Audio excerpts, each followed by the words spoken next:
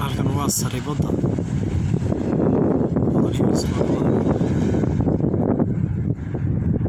waxay ku taala xaafada Wadan Ingiriis wadada laamida markay qaadanayso waa saribada cusub oo yar gudaheeda markaad gashay dushana ku leh solar system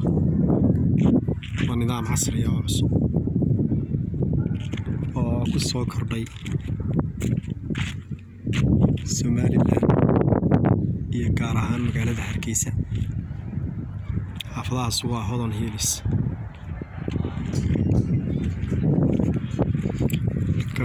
hadayga iyo xigtaana waa soo muuqda iyo airport wadadaas waa wadadii wadnaha